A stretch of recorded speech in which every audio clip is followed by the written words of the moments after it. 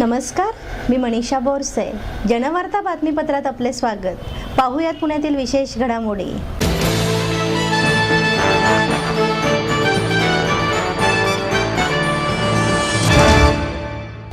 वीर भगतसिंग विद्यार्थी परिषदेतर्फे DED CET पासधारकांच्या सुरू असलेल्या उपोषणास 9 दिवस पूर्ण झाले आहेत.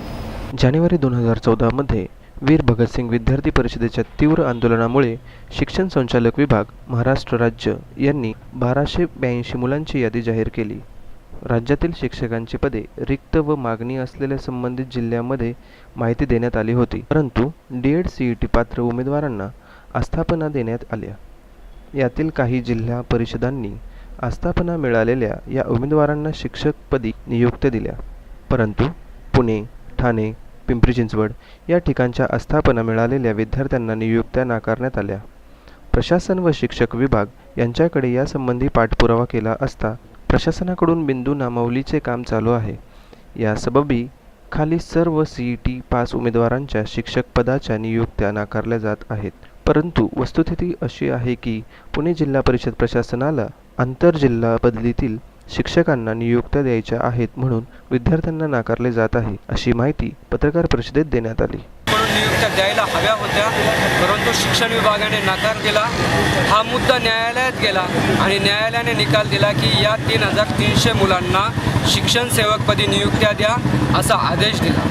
आदेश दिल्यानंतर शिक्षण विभागाने जशा पद्धतीने जागा रिक्त होतील तशा पद्धतीने या सर्व उमेदवारांना शिक्षण सेवकपदी नियुक्त्या देणं आवश्यक होतं. शिक्षण विभागाने सुरुवातीच्या टप्प्यात 1700 मुलांना नियुक्त्या दिल्या आणि याच्यानंतर महाराष्ट्रामध्ये अनेक जिल्ह्यामध्ये शिक्षक पदाच्या जागा रिक्त असताना शिक्षण विभाग नियुक्त्या देण्यास टाळाटाळ करत होते. आम्ही असंख्य वेळा चर्चा केली, निवेदनं दिली, आंदोलनं केली, उपोषणं केली. याच्यानंतर शिक्षण विभागाने 1282 मुलांची यादी लावली आणि संबंधित जिल्ह्यामध्ये आस्थापना दिली. आस्थापना दिल्यानंतर या सर्व मुलांना नियुक्त्या देणं आवश्यक होतं. याच्यातल्या काही मुलांना संबंधित जिल्ह्याने नियुक्त्या दिल्या, पण काही मुलांना संबंधित जिल्ह्यांनी नियुक्त्या दिल्या नाहीत. याच्यामध्ये पुणे जिल्हा आहे, याच्यामध्ये ठाणे जिल्हा आहे आणि पिंपरी चिंचवड महानगरपालिका आहे. या ठिकाणच्या उमेदवारांना संबंधित प्रशासनाने नियुक्त्या दिल्या नाहीत की ज्या द्यायला हव्या होत्या. मग आम्ही याचा पाठपुरावा संबंधित विभागाकडे आणि संबंधित प्रशासकीय अधिकाऱ्यांकडे केला, तर त्यांच्याकडून आम्हाला टाळाटाळीची उत्तरं देण्यात आली आणि आम्ही नाईलाजास्तव 6 जुलै 2015 पासून शिक्षण आयुक्त महाराष्ट्र राज्य यांच्या कार्यालयापुढं बेमुदत उपोषणाला बसलो. आज उपोषणाचा 9वा दिवस आहे. उपोषणाच्या 7व्या दिवशी आमच्या एका उपोषणकर्त्याची तब्येत अत्यंत बिघडली. गंभीर असल्यामुळं आम्हाला त्या उपोषणकर्त्याला रात्री 12 वाजता ससून हॉस्पिटलमध्ये ॲडमिट करावं लागलं. त्याची प्रकृती अत्यंत चिंताजनक होती. आत्ता सध्या ते हॉस्पिटलमध्ये उपचार घेत आहेत आणि याच्यामध्ये जे 2 अजून उपोषणकर्ते आहेत त्यांची प्रकृती ही चिंताजनक आहे. मग उपोषणकर्त्याची प्रकृती चिंताजनक असताना आणि उपोषणाचा 9वा दिवस असताना प्रशासनाने याची दखल घ्यायला हवी होती, परंतु संबंधित शिक्षण विभागाने, संबंधित जिल्हा प्रशासन विभागाने याची कोणतीही दखल घेतलेली नाही. ही अत्यंत शोकाची बाब आहे. आज 9 दिवस झाले या विभागाच्या या फुटपाथवर काही मुली, काही मुलं रात्रभर असतात. त्यांच्या सुरक्षेची कोणतीही काळजी संबंधित विभाग आणि प्रशासन घेत नाही. ही सगळ्यात मोठी खेदाची बाब आहे आणि याचा आम्ही जाहीर निषेध करत आहोत. आमची शासनाला आणि संबंधित प्रशासनाला चेतावणी आहे की हा प्रश्न लवकरात लवकर सोडवण्यात यावा, अन्यथा जनतेतून उठाव होईल आणि त्यांच्या विरुद्ध एक खूप मोठा जनप्रवाह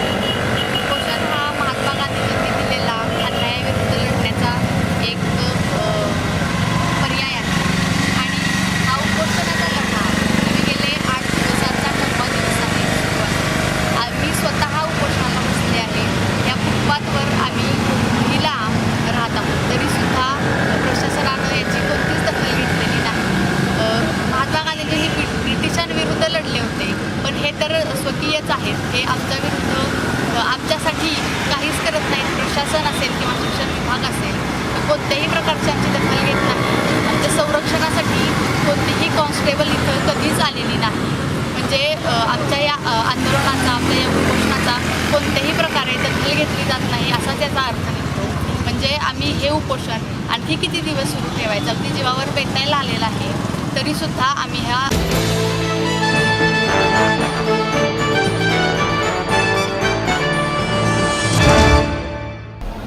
नेक्स्ट जनरेशन केबल नेटवर्कचे मालक बाबा शेख यांनी रमजान ईदनिमित्त रोजा इफ्तार कार्यक्रमाचे आयोजन केले होते. नेक्स्ट जनरेशन केबल नेटवर्कचे मालक बाबा शेख यांनी रमजान ईदनिमित्त रोजा इफ्तार कार्यक्रमाचे आयोजन केले होते. शिवाजीनगर गावठाण येथील शाही मस्जिद ट्रस्ट येथे या कार्यक्रमाचे आयोजन करण्यात आले होते. यावेळी पोलीस निरीक्षक NV जाधव उपस्थित होते. रमजान महिना हा शांतीचा संदेश देणारा सण आहे. यातूनच सामाजिक बांधिलकी निर्माण होते. सर्व धर्मातील व्यक्ती या रमजान महिन्यात एकत्र येतात, त्यामुळे सर्व धर्म समभाव दिसून येतो. यावेळी बाबा शेख यांनी सामाजिक जनजागृतीसाठी या कार्यक्रमाचे आयोजन केले होते. शीख जनसेवा संघाचे चरणसिंग सहानी, सतसिंग शिखा, महापौर दत्तात्रय धनकवडे, स्थायी समितीचे अध्यक्ष अश्विनी कदम, अंकुश काकडे आदी मान्यवर उपस्थित होते.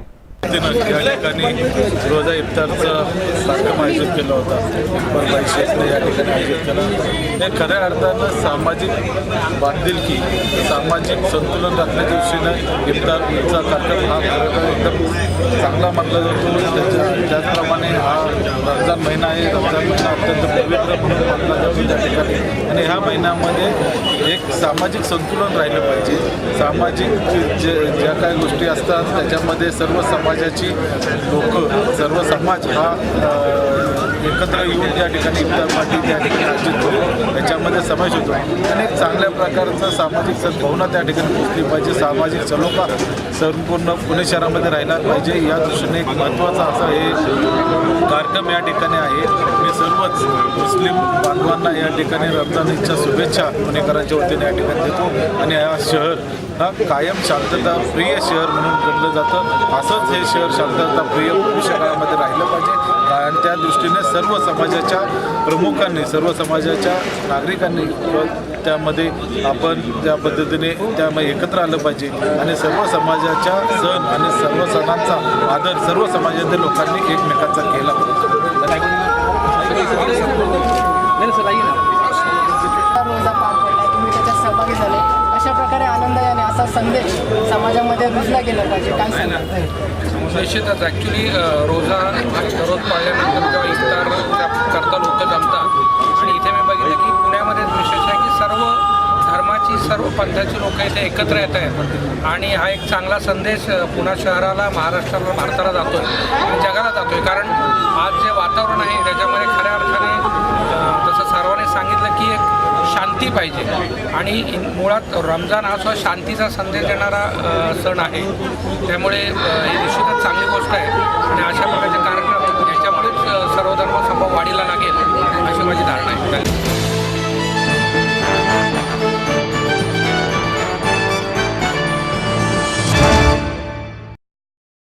आपलं स्वप्न, आपलं मन, आपलं स्वतःचं घर हेच खरं धन.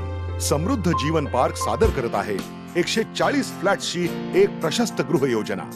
कात्रज कोंढवा रोडवर बिबवेवाडीपासून फक्त 2 किलोमीटर अंतरावर आपल्या आर्थिक गणितात बसणारे 1 व 2 BHK फ्लॅट्स. तब्बल 3 मजली पार्किंग सह ऐस पैस गार्डन, क्लब हाऊस आणि इतर सुविधांनी सुसज्ज.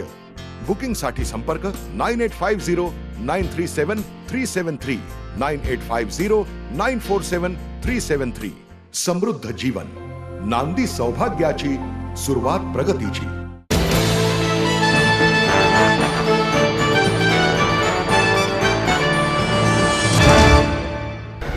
बालगंधर्व संगीत रसिकतर्फे बालगंधर्व गुणगौरव पुरस्कार डॉक्टर कल्याणी देशमुख यांना जाहीर करण्यात आला. बालगंधर्व संगीत रसिक मंडळातर्फे दिल्या जाणाऱ्या बालगंधर्व गुणगौरव पुरस्कारासाठी यंदा नागपूर येथील प्रसिद्ध गायिका डॉक्टर कल्याणी देशमुख यांची निवड करण्यात आली आहे.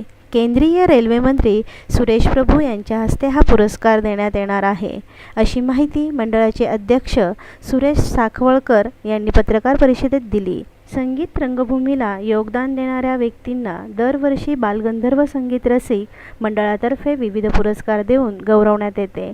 येत्या 18 जुलै रोजी संध्याकाळी 5 वाजता बालगंधर्व रंगमंदिर येथे हा पुरस्कार वितरण सोहळा होणार आहे, अशी माहिती साखवळकर यांनी दिली. यावेळी मंडळाचे कार्याध्यक्ष नाना कुलकर्णी साखवळकर उपस्थित होते.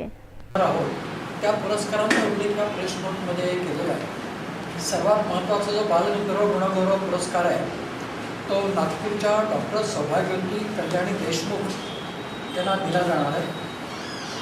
यावर्षी आम्ही भास्करबुवा बखले या नावाचा एक नवीन पुरस्कार सुरू केलेला आहे. हा पुरस्कार बँक ऑफ महाराष्ट्राने प्रायोजित केलेला आहे. त्याचं कारण असं आहे की यावर्षी स्वयंवर या नाटकाची शताब्दी आहे आणि बालगंधर्वांनी जी नाटकं सादर केली त्याच्या बहुसंख्य नाटकांना भास्करबुवा बखल्यांचं संगीत होतं. त्यामुळं भास्करबुवा बखले पुरस्कार यावर्षी आम्ही सुप्रसिद्ध शास्त्रीय संगीत गायक सुहास व्यास यांना देणार आहोत. नवीन संगीत नाटकाच्या लेखकाला आम्ही दरवर्षी अण्णासाहेब किर्लोस्कर पुरस्कार देतो. तो पुरस्कार यावर्षी डॉक्टर विकास कशाळकर यांना देण्यात येणार आहे. तर डॉक्टर सावळो केणी हे गोमंतकातलं एक प्रसिद्ध असं व्यक्तिमत्व आहे. गोमंतक कला अकादमीची ज्यांनी उभारणी केली मंडळकरांच्या काळात त्यांच्या नावाचा एक पुरस्कार आमच्या मंडळातर्फे दिला जातो. ज्या कलावंतांनी साथ केलेली असते तबल्याची अशा कलावंताला तो दिला होता. या पुरस्कारासाठी यंदा सोलापूरचे नितीन दिवाकर यांची आम्ही निवड केलेली आहे. त्याच्यानंतर गोविंद बल्ला देवल हे जसे नाटककार होते तसेच ते नाट्य दिग्दर्शक होते. त्याला तालीम मास्तर असं म्हणत असत. त्यांनी भाऊराव पलटकरांकडून बालगंधर्वांना त्यांनी घडवलं. म्हणून संगीत नाटकाला जो उत्तम दिग्दर्शन करतो अशा व्यक्तीला आम्ही दरवर्षी हा पुरस्कार देतो. गोविंद बल्ला देवल या पुरस्कारासाठी यंदा गोव्याच्या फोंडा येथील राम शिलकर यांची आम्ही निवड केलेली आहे. त्याच्यानंतर खाऊवाले पाटणकर पुरस्कार म्हणजे जे बॅकस्टेज आर्टिस्ट असतात जे अनेक प्रकारे संगीत रंगभूमीला सहाय्यभूत होतात अशा लोकांना हा खाऊवाले पाटणकर पुरस्कार आम्ही देतो. या पुरस्कारासाठी यावर्षी बाळ चितळे पुण्यातल्या यांची निवड केलेली आहे. हे रंगरंगोटीचं काम करतात. म्हणजे वेशभूषा आपण त्याला म्हणतो किंवा रंगरंगोटी हे सगळं काम बाळ चितळे आयुष्यभर करत आले आहे. या पुरस्काराने आम्ही तुमचा यंदा सन्मान करतो. या व्यतिरिक्त द क्रू लेले या नावाचे 2 पुरस्कार आमच्याकडे असतात. या 2 पुरस्कारामध्ये यंदा विवेक काटकर आणि उल्का घोडेकर या 2 कलावंतांची आम्ही निवड केलेली आहे. असे हे एकूण 9 पुरस्कार आहेत. याच्यामध्ये प्रत्येकाची रक्कम किती काय पुरस्कार स्वरूपाचा उल्लेख आम्ही केलेला आहे. या पुरस्कारांचं वितरण हे प्रथम होणार आहे. सुरेश प्रभू आणि शांबू मुजुमदार त्या दोघा मुजुमदार सर अध्यक्ष असतील, सुरेश प्रभू हे प्रमुख पाहुणे असतील. या पुरस्कारांचं वितरण होईल. आम्ही त्यानिमित्ताने एक रंगबहार नावाची स्मरणिका काढलेली आहे. त्या स्मरणिकेचं प्रकाशन सुरेश प्रभूंच्या हस्ते होणार आहे. आणि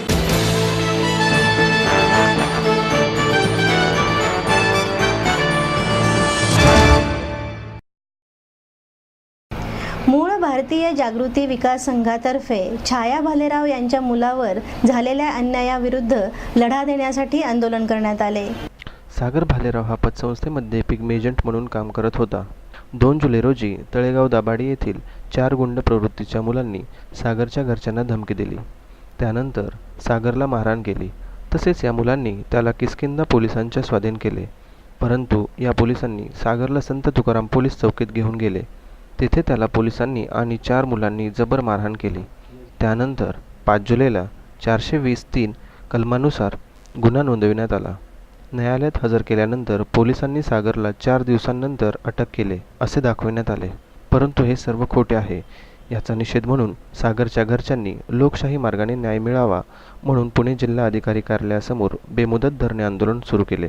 सागर दोषी असेल तर त्याच्यावर कार्यवाही करावी, परंतु पोलिसांनी जे अमानुष्य कृत्य केले याचा न्याय मिळावा, त्या 4 गुंडांना शिक्षा झाली पाहिजे असे यावेळी छाया भालेराव यांनी सांगितले.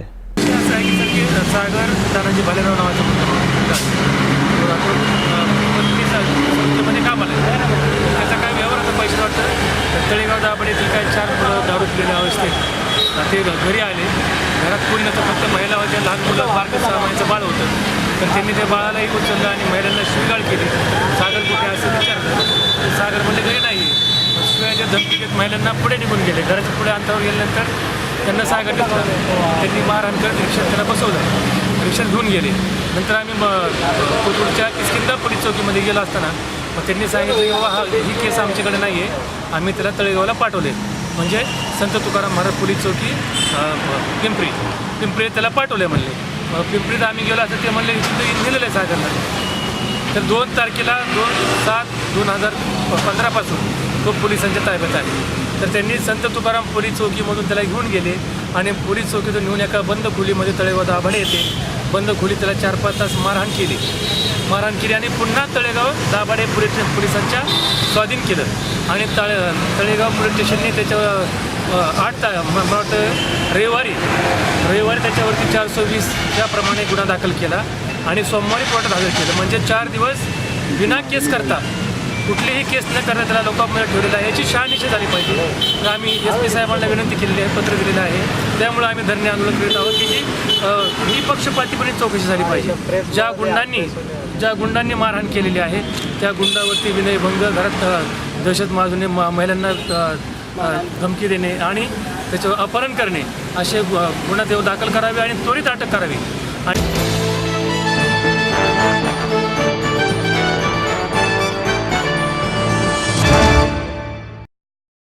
आपलं स्वप्न, आपलं मन, आपलं स्वतःचं घर हेच खरं धन.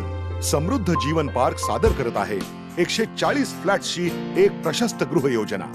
कात्रज कोंढवा रोडवर बिबवेवाडी पासून फक्त 2 किलोमीटर अंतरावर आपल्या आर्थिक गणितात बसणारे 1 व 2 BHK फ्लॅट्स. तब्बल 3 मजली पार्किंग सह ऐस गार्डन, क्लब हाऊस आणि इतर सुविधांनी सुसज्ज. बुकिंग साठी संपर्क 9850937373 9850947373. समृद्ध जीवन, नांदी सौभाग्याची, सुरुवात प्रगतीची.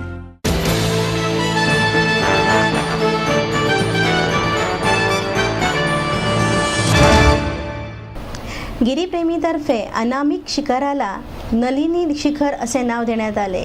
हिमाचल प्रदेश येथील पीर पंजाल शिखर रांगेतील इंद्रासन व पीक 5260 हे अनामिक शिखर गिरीप्रेमी या संघाने पूर्ण केले. या मोहिमेअंतर्गत महाराष्ट्रातून प्रथमच एखाद्या व्यक्तीचे नाव शिखराला देण्यात आले आहे. पीक 5260 या अनामिक शिखराचे नलिनी शिखर असे नामकरण करण्यात आले आहे. आनंद माळी यांच्या कुशल नेतृत्वाखाली किरण साळसस्तेकर, भूषण शेठ, अनिकेत कुलकर्णी, पवन हडोळे, दिनेश कोतकर व संकेत धोत्रे या गिर्यारोहकांच्या संघाने पीक 5260 या अनामिक शिखरावरती प्रथमच तिरंगा फडकाविला. इंद्रासन हे शिखर सर करण्यात आजवर केवळ 2च संघांना यश मिळाले आहे. एक म्हणजे जपानी व दुसरे फ्रेंच. गिरीप्रेमीच्या या जोड मोहिमेत मानली येथील हमता पास परिसरातील 5268 मीटर उंचीचे अनामिक शिखर सर करून त्याचे नामकरण नलिनी शिखर असे करण्यात आले आहे. 1992ला स्वतंत्र अवघड शिखर, शिवलिंगसारखं अवघड शिखर, त्यानंतर मून आणि त्यानंतर एव्हरेस्ट, कठीण आणि खूप अवघड असे शिखर एक करतात. मग आपल्या तरुणांना का जमू नये यासाठी आमचे बरेच वर्षी मेमध्ये लोणावळ्याचे नागपूर तिथे आमच्या गिर्यारोहकांनी पेयर्समध्ये सराव केला आणि अनेक सुरक्षित राहिलेले आहेत. फक्त एका फ्रेंच गिर्यारोहकांच्या टीमने ते सर केलेले आहे. तर अशा ठिकाणी आपल्याला संधी आहे उपलब्ध आपल्या, म्हणून आम्ही ही मोहीम आयोजित केली होती.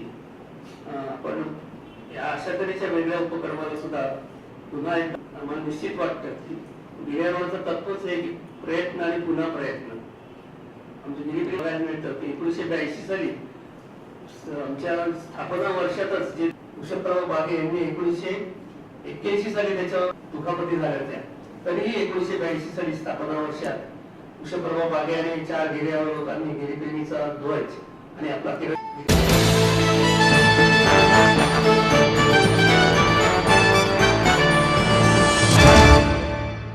प्रभात चित्रपटगृहाचे नूतनीकरण पूर्ण झाले असून त्याला राज्य सरकारची ना हरकत प्रमाणपत्राची प्रतीक्षा आहे.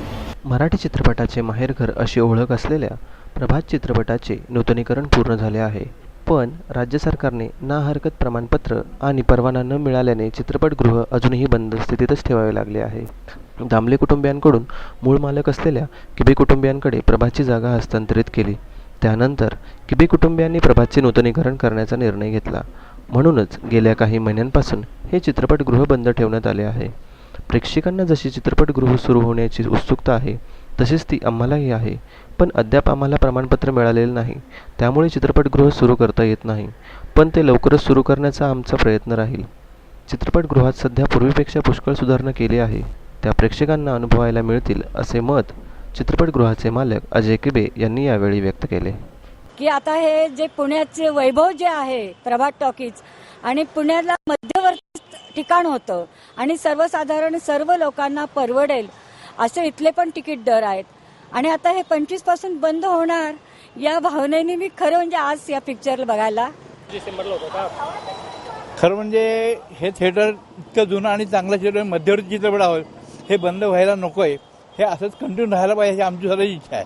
आज माझ्या स्वतःच्या लग्नाचा वाढदिवस आहे. कोथरूड सिटी पैसा अद्यावत आणि चांगलं थिएटर असून सुद्धा या चित्रपटाच्या घराच्या प्रेमापोटी आम्ही सगळे आज चित्रपट पाहायला आलेलो आहे. आमची सगळ्यांची इच्छा अशी आहे की हे थिएटर अशाच प्रकारे राहिलं पाहिजे. हे जुनं आणि चांगलं चित्रपट हे माहेरघर आहे, हे तसंच राहिलं पाहिजे अशी आमची इच्छा आहे. पुणेकरांना उद्या या थिएटरसाठी जर रस्त्यावर उतरायची वेळ आली तर करणार? नक्की उतरणार, आम्ही नक्की उतरणार, सगळेजण उतरू आम्ही.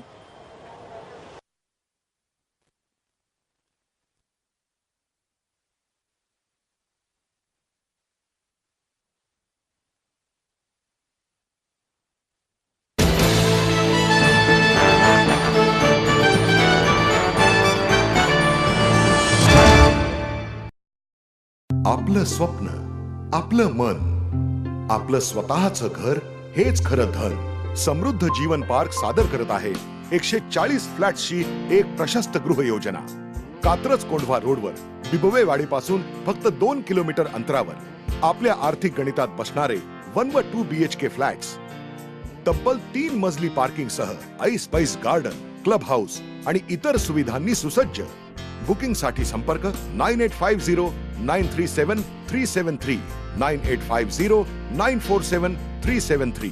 समृद्ध जीवन, नांदी सौभाग्याची, सुरुवात प्रगतीची.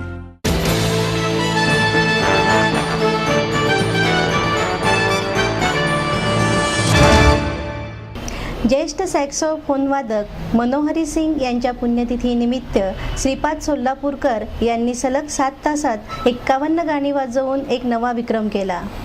ज्येष्ठ सॅक्सोफोन वादक मनोहर सिंह यांच्या पुण्यतिथीनिमित्त साज आवाज तर्फे मनोहर धून ही मैफल झाली. यावेळी श्रीपाद सोलापूरकर यांनी सॅक्सोफोनवर सलग 7 तासात 51 गाणी वाजवून एक नवा विक्रम घडविला. त्याचबरोबर माउथ ऑर्गन वादक नंदू बेलवलकर यांचा सन्मानही यावेळेस करण्यात आला. नृत्य दिग्दर्शिका उमा टिळक यांच्या हस्ते हा पुरस्कार देण्यात आला.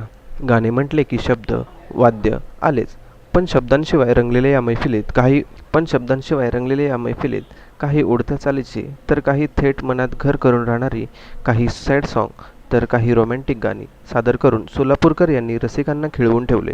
रोज शाम आती है, गोरी तेरे प्यार में, मैंने तेरे लिए 7 रंग के, क्या जानू सजन, दिल दीवाना बिन सजना के अशा एकापेक्षा एक सरस गाण्यांना रसिकांनी टाळ्यांच्या कडकडात दाद दिली.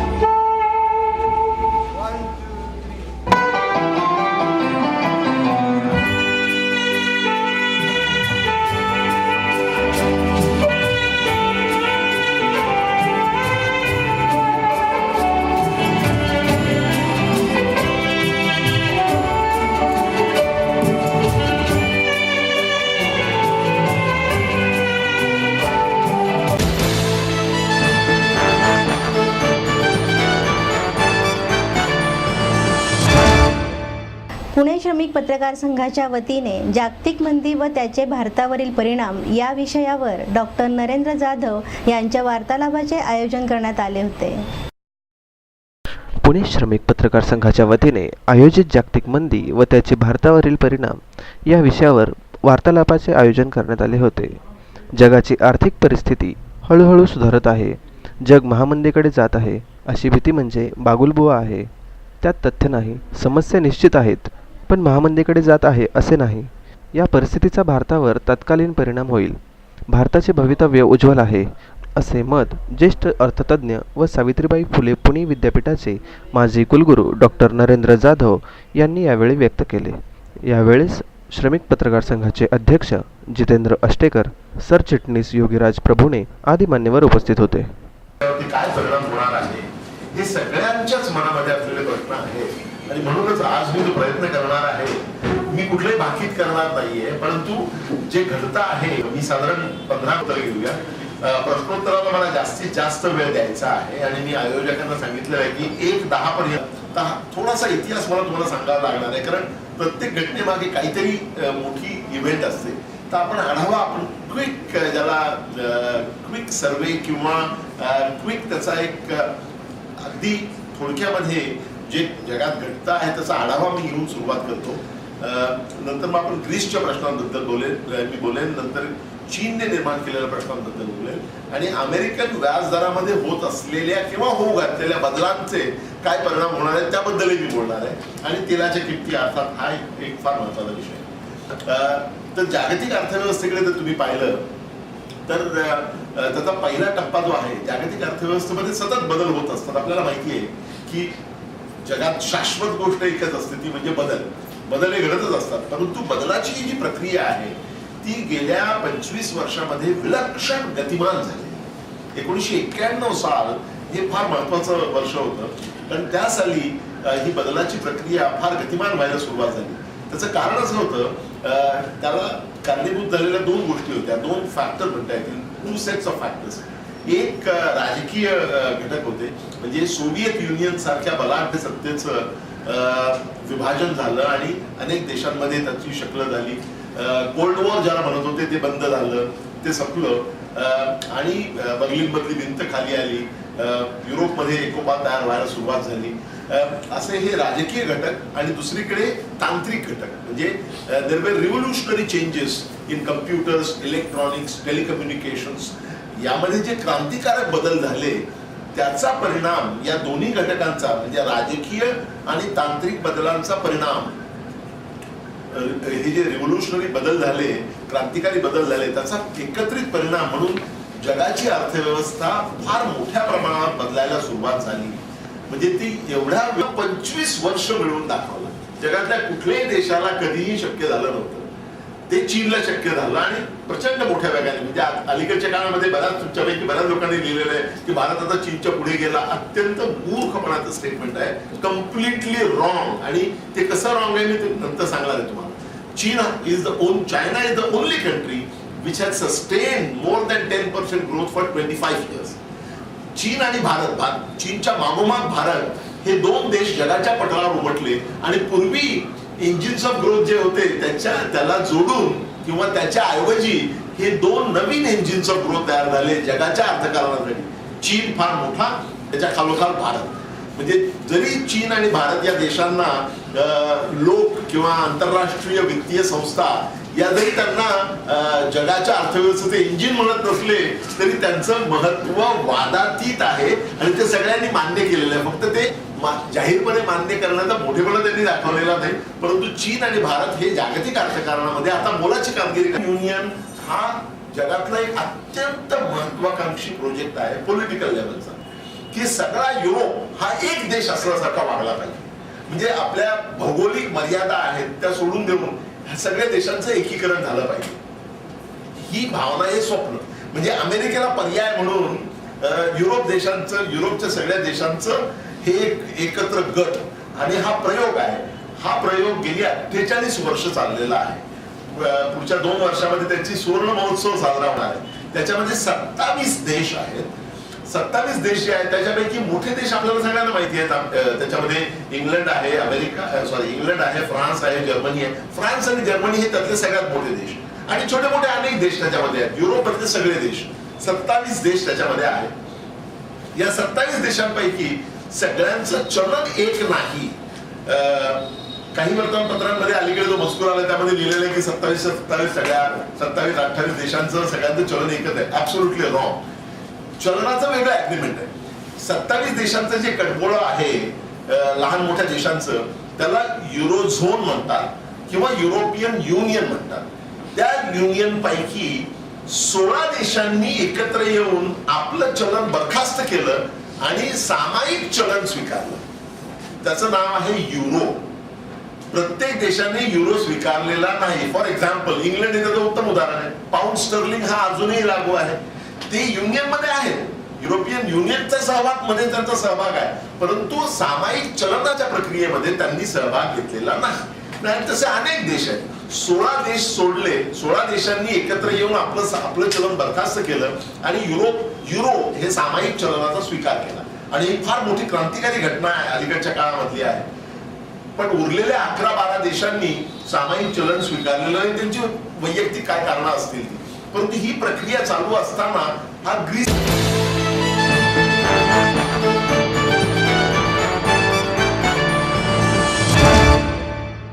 याचबरोबर जनवार्ता बातमीपत्र संपले. नमस्कार.